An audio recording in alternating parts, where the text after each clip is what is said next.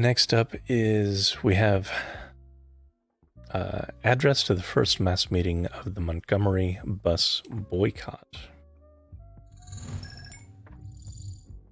Here we have a little bit of background for this speech. The first mass meeting of the Montgomery Improvement Association attracted several thousand people to the spacious Holt Street Baptist Church in a black working class section of Montgomery. Both the sanctuary and the basement auditorium were filled well before the proceedings began, and an audience outside listened via loudspeakers.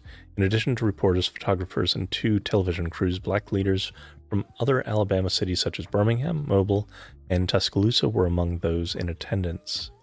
The meeting opened with 2 hymns, Onward Christian Soldiers and Leaning on Everlasting Arms, a prayer by Reverend W.F. Alford, and a scripture reading, Psalm 23 by Reverend U.J. Fields. King then delivered an address that he had quickly composed before the meeting. He later recalled the questions in his mind as he considered what to say. How could I make a speech that would be militant enough to keep my people aroused to positive action, and yet moderate enough to keep this fervor within controllable and Christian bounds? I knew that many of the black people were victims of bitterness that could easily rise to flood proportions. What could I say to keep them courageous and prepared for positive action, and yet devoid of hate and resentment? Could the militant and the moderate be combined in a single speech? In his speech, King described the mistreatment of black bus passengers and the civil disobedience of Rosa Parks, and then justified the nonviolent protests by appealing to African-American Christian faith in love and justice and the American democratic tradition of legal protest. Quiet pause followed King's address, then great applause. Reverend Edgar N. French of the Hilfert Chapel Zion Church introduced Rosa Parks and Fred Daniel, a student at Alabama State College who had been arrested that morning on a disorderly conduct charge, which was later dismissed, for allegedly preventing a woman from getting on a bus. Reverend Matthew read the resolutions that he, King, and others on the resolution committee had drafted.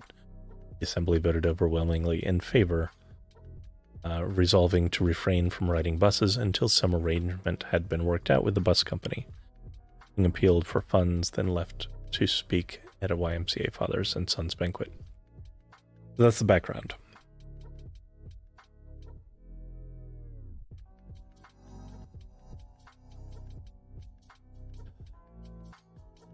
My friends, we are certainly very happy to see each of you out this evening.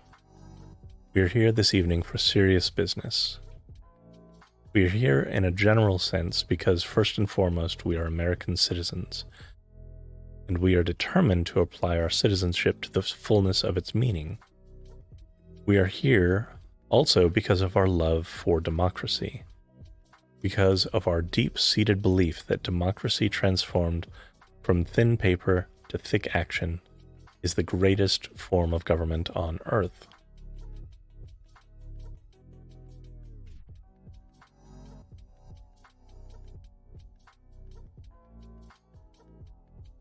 I'm pausing here because this is...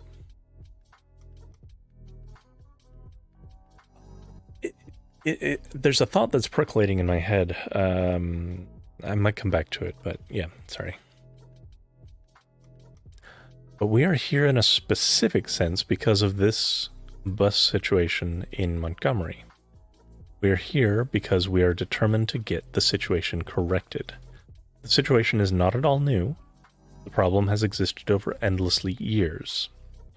For many years now, black people in Montgomery, I am going to be correcting that because Twitch, and so many other areas have been inflicted with the paralysis of crippling fears on buses in our community. On so many occasions, black people have been intimidated and humiliated and oppressed because of the sheer fact they were black. I don't have time this evening to go into the history of these numerous cases. Many of them now are lost in the thick fog of oblivion, but at least one stands before us now with glaring dimensions. I am going to pause here because this part is...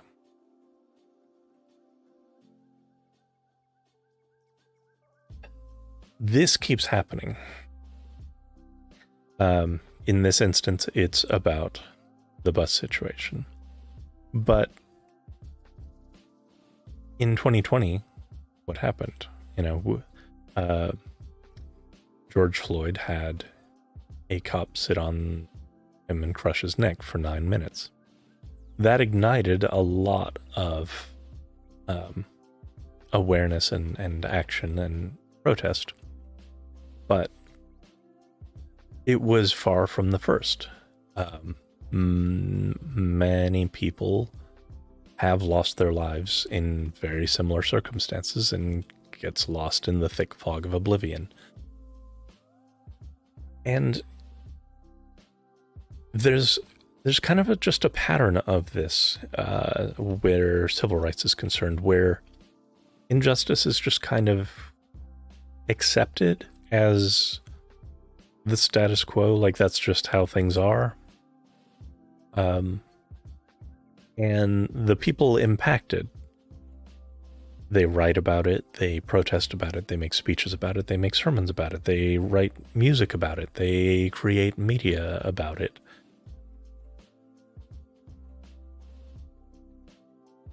And certainly, like, what we're seeing in this transcript is the audience is all very much responding, like, that's right, yes, etc. There is a disconnect with white people, and I'm speaking personally here. I was in that disconnect for most of my life, where if it doesn't impact us, it's real easy for it to just glide off our backs and just be kind of, oh, that's a tragedy. Okay, what's happening with sports? And that is the thick fog of oblivion, is societal inaction, apathy, names of victims of the status quo getting lost and forgotten because not enough people gave a damn.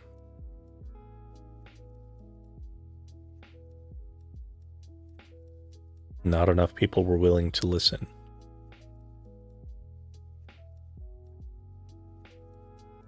Anyway. Just the other day, just last Thursday to be exact, one of the finest citizens in Montgomery, not one of the finest black citizens, but one of the finest citizens in Montgomery, was taken from a bus and carried to jail and arrested because she refused to give up her seat to a white person. Now, the press would have us believe that she refused to leave a reserved section for black people, but I want you to know this evening that there is no reserved section. The law has never been clarified at that point. Now, I think I speak with legal authority.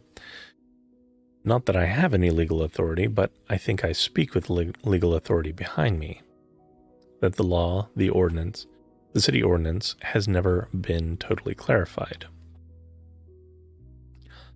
Mrs. Rosa Parks is a fine person, and since it had to happen, I'm happy that it happened to a person like Mrs. Parks, for nobody can doubt the boundless outreach of her integrity.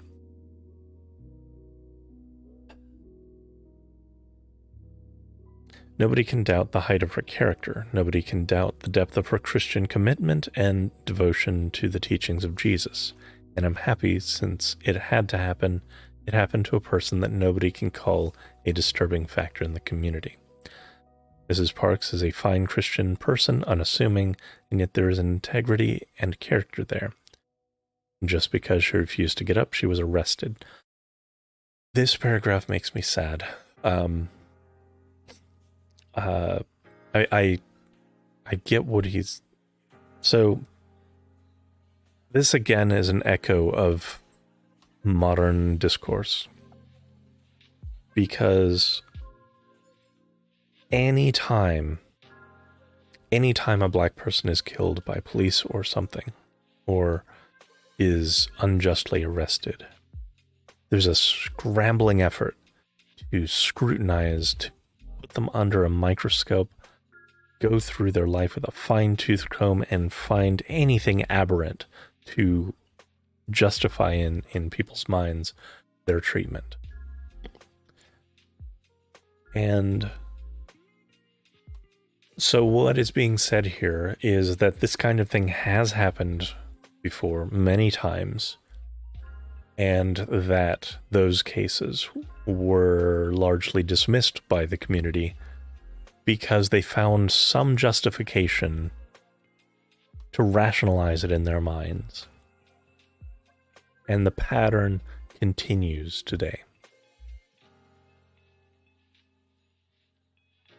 And it sucks that for people to get on the same page about this thing is unjust, it has to happen to someone who has a completely spotless record and is well known and well liked by everybody. And that's just not most people. It also should not be necessary for injustice to be done against someone with such a quality of character for it to be condemned as injustice.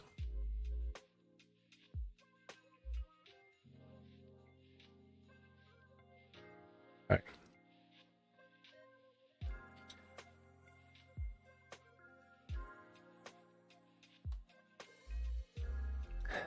Anyway. And you know, my friends, there comes a time when people get tired of being trampled over by the iron feet of oppression. There comes a time, my friends, when people get tired of being plunged across the abyss of humiliation, where they experience the bleakness of nagging despair. There comes a time when people get tired of being pushed out of the glittering sunlight of life's July and left standing amid the piercing chill of an alpine November. There comes a time. We're here this evening because we're tired now. And I want to say that we are not here advocating violence. We've never done that.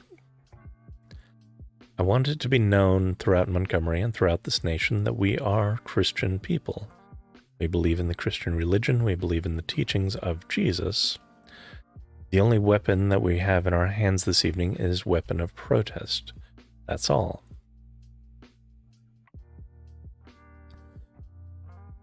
And certainly this is the glory of America with all of its faults. This is the glory of our democracy. If we were incarcerated behind the iron curtains of a communistic nation, we couldn't do this. If we were dropped in the dungeon of a totalitarian regime, we couldn't do this. But the great glory of American democracy is the right to protest for right. My friends, don't let anybody make us feel that we are to be compared in our actions with the Ku Klux Klan or with the White Citizens Council. There will be no crosses burned at any bus stops in Montgomery. There will be no white persons pulled out of their homes and taken out on some distant road and lynched for not cooperating. There will be nobody among us who will stand up and defy the Constitution of this nation. We only assemble here because of our desire to see right exist. My friends, I want it to be known that we're going to work with grim and bold determination to gain justice on the buses in this city.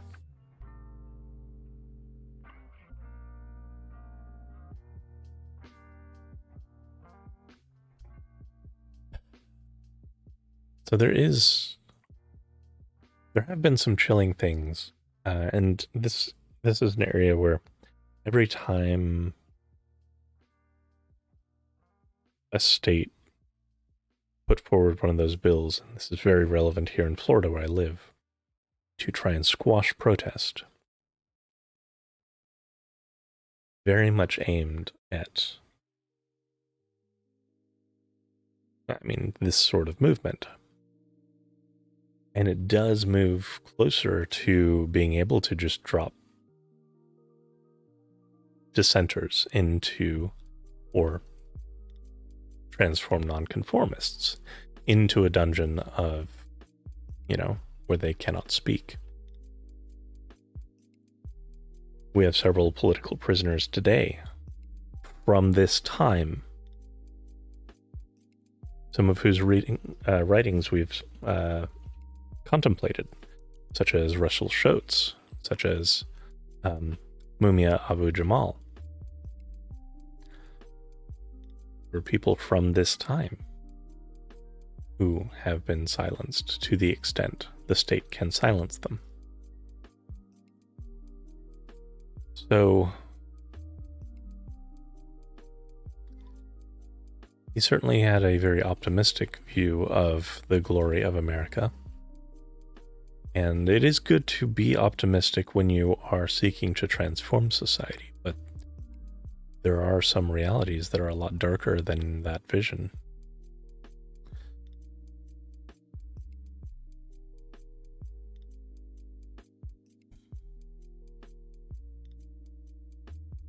Let's see.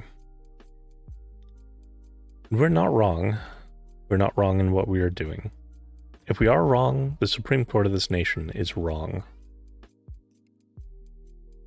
If we are wrong, the Constitution of the United States is wrong. If we are wrong, then God Almighty is wrong. If we are wrong, Jesus of Nazareth was merely a utopian dreamer that never came down to earth.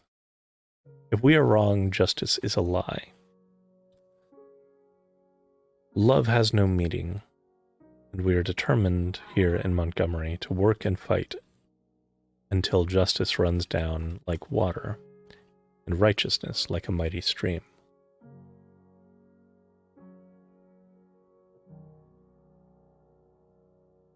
I like the cadence there, and this construction of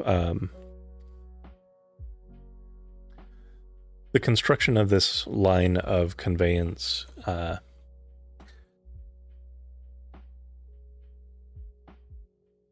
basically is saying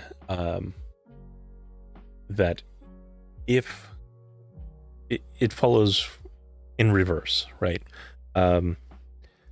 If you take Christian teaching to be truth, then their cause is aligned with Christian teaching. If you are in opposition to to the justice that they're trying to see and the humanitarian changes that they are seeking to see done, you are in opposition with your intention with God. And speaking to a predominantly Christian community, that is a very powerful way of speaking. And then, of course, he ties it even to the Constitution and the Supreme Court itself, saying, invoking those as, he's saying, if we are truly equal, then, if the language of the Constitution is saying we are truly equal, then this action should be in accordance. This action we're calling for. But, on the other hand, if you are going to say that they're wrong about these things, you are, in necessity, opposed to the Constitution and God and Christendom. I really like that framing.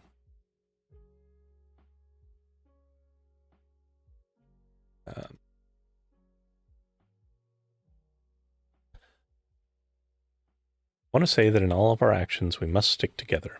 Unity is the great need of the hour. And if we are united, we can get many of the things that we not only desire, but which we justly deserve. Don't let anybody frighten you. We are not afraid of what we are doing, because we are doing it within the law. There's never a time in our American democracy that we must ever think we are wrong when we protest. We reserve that right.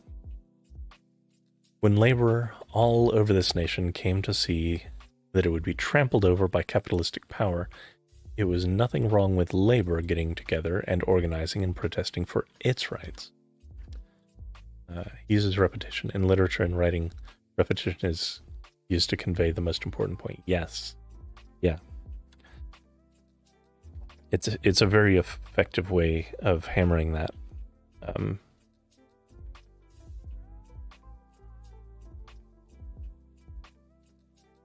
I also like this bit. Like, this is an understated line, because this is amid kind of the labor struggle and union fights.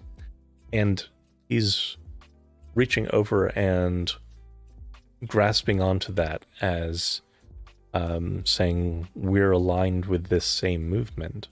And the way that that struggle was modeled is how we want to model our struggle. And if people were in support of the labor struggle, which at the time most people were, you should fall in line with our struggle as well. Not only is it just and fighting for our rights, but we're going to use a model that is familiar to you to pursue those rights.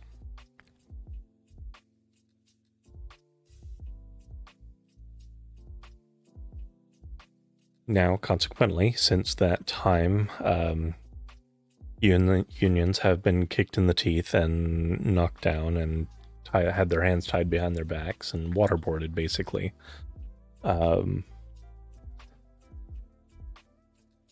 Which is disheartening, to say the least.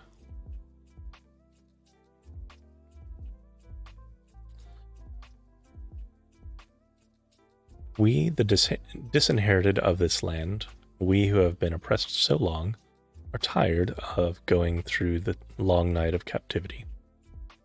Now we're reaching out for the daybreak of freedom and justice and equality. May I say to you, my friends, as I come to a close, and just giving some idea of why we're assembled here, that we must keep, and I want to stress this, in all of our doings, in all of our deliberations here this evening, in all of the week and while, whatever we do, we must keep God in the forefront. Let us be Christian in all of our actions. But I want to tell you this evening that it is not enough for us to talk about love. Love is one of the pivotal points of the Christian faith and faith. There's another side called justice, and justice is really love in calculation. Justice is love correcting that which revolts against love.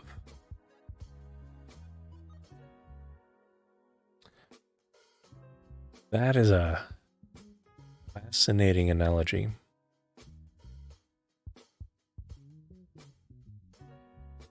Justice is love in calculation. Justice is love correcting that which revolts against love. And there's a underlying thing here, a subtext here, which is that not all that is legal is just. Because if we say that justice is love correcting for that which revolts against love, we must also recognize that there are some laws which revolt against love. And those laws inherently, by this definition, are not just. There are several laws which are themselves harmful.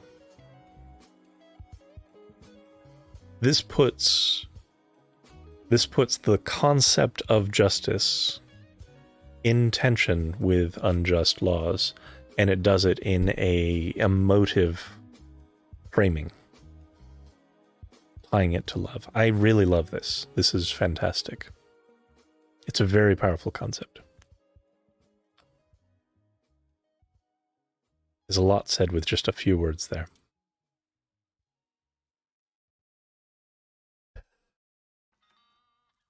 And obviously, you know, I could be reading into things. I do a lot of interpretation of language. This is just what I'm getting out of it as one person. And I'm certainly open to critique of some of this, as well as people chiming in with their own interpretations. But yeah. The Almighty God himself is not the only one.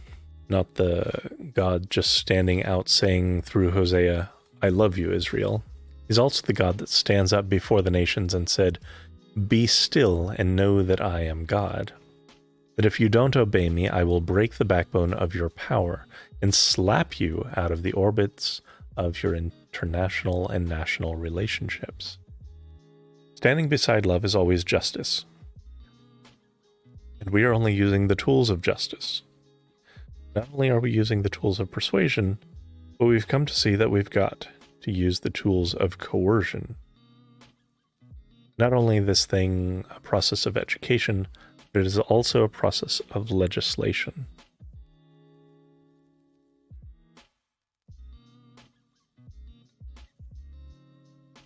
Okay. This is flirting with an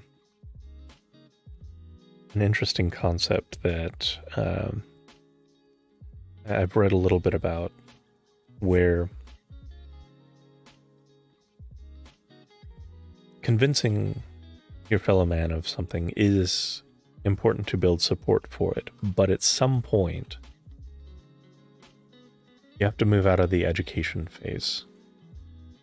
People have to take that ideation and put it into action, put it into the framework upon which everyone else is living, because, this is an important bit, there are going to be stragglers who will resist and reject it unless they are bound to justice. So that is to say, whenever you create actual law that reinforces positive rights, or actually creates disincentive and punishment for, bigotry or discrimination or various things like that. There's always going to be some subsect of the population that wants to lean into those things. And they have to be dragged kicking and screaming into living in just equitable life with the rest of us. There is an unfortunate tendency to get stuck in the loop of just persuading people. And that is largely because even once people are persuaded, they're unwilling to try and push that into action. And they're unwilling to demand the tools of coercion to be employed to drag the rest of society forward.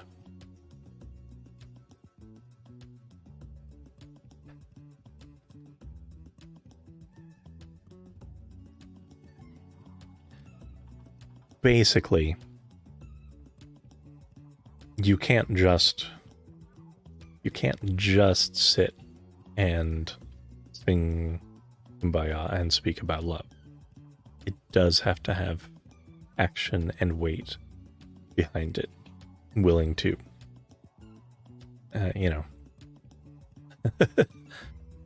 there's kind of a unspoken threat here, actually. And like I said in the first speech, this is going to be a recurring theme, that if injustices are ignored long enough, there is a subtext throughout a lot of King's speeches that says further action is justified. People are just ignored. This is amazing. He never had to read this for school. Yeah, I know. Me neither. The only, like, I only had to read like a paragraph of his "I Had a Dream" speech. That's it. It's very easy to slash from curriculum, and in fact, today many states are trying to ban teaching this. So, all the more reason to discuss it.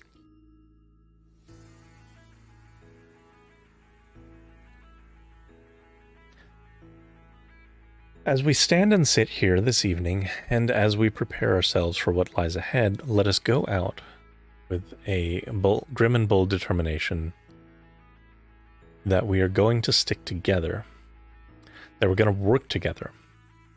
Right here in Montgomery, when the history books are written in the future, somebody will have to say, there lived a race of people, a black people, fleecy locks and black complexion, a people who had the moral courage to stand up for their rights. And thereby they injected a new meaning into the veins of history and civilization. And we're going to do that.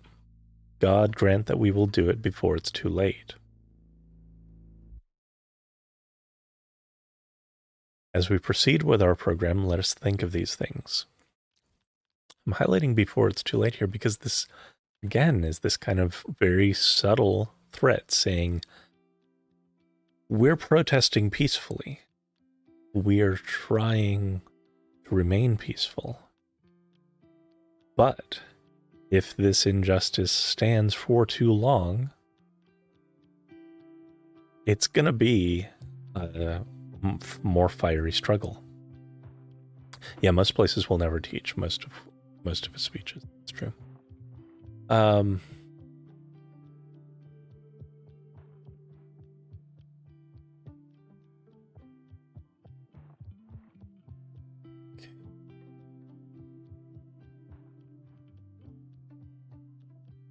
Okay, so the rest of this is not King. We may cover it at another time, but I'm right now I mostly want to focus on King's speeches. There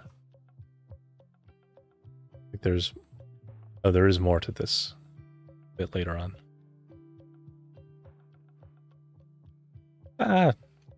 Heck it, let's.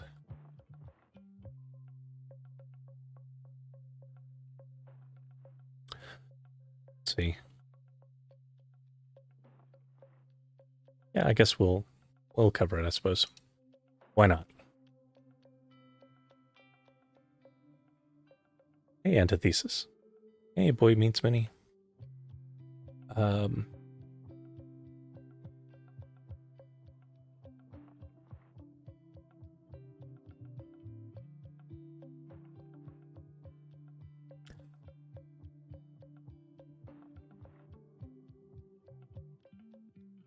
No, because of the back and forth, I think I want to leave it at that initial address. We may come back to this one, but there are a lot of speeches to get through, so I'm going to pause there.